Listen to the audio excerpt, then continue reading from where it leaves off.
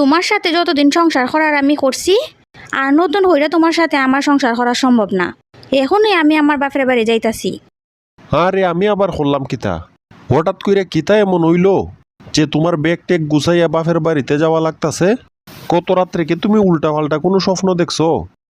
আমি গত রাত্রে উল্টাপাল্টা স্বপ্ন না দেখলেও 10 বছর আগের তোমার কিছু পুরানা ছবি দেখছি।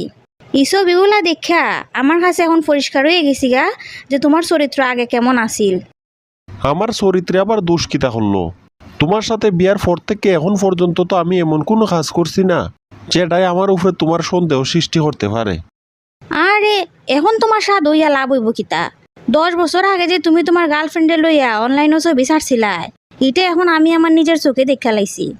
হায় হায়, ই খাম কেমনে ঘটলো? এত বছর আগের ছবি কেমনে নতুন হইরা সামনে আইলো? আর এই ছবিটাকে আমি ডিলিট করছিলাম না?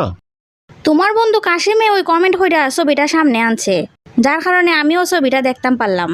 আমি আর এক মুহূর্তই বাড়িতে নাই, আমি এখনই আমার বাপের বাড়িতে গেলাম। এই বেটা কাশেম, তুই খামটা কিতা করলে? তুই কোন কারণে কমেন্ট কইরা 10 বছর আগের আমার প্রেমিকার সাথে ছবিটা সামনে লই আইলে? এটা কি তুই কোনো মানুষের কাজ করছত? তুই নিজেও তো আমার ছবিতে একটা কমেন্ট করছস, যার কারণে আমার নিজেরও অতীতের 10 বছর আগের ছবিটা দেখা লাগছে। তুই তো বেটা চাইলে আমার সিঙ্গেল ছবিতেও কমেন্ট করতে পারতে। এটা না কইরা তুই কোন কারণে আমার সাবেক গার্লফ্রেন্ডের ছবিতে কমেন্টটা করলে? এখন তো আমার বউ বাড়ি চাইরে হই গেছে গা।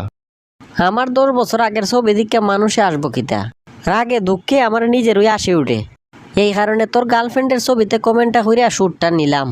তোর মতো মাথা পাতলা বন্ধু 8-10টা টাকা লাগে না। সংসারে অশান্তি শুরু করার লাগিয়া তোর মতো একটা বন্ধু থাকলেই হয়।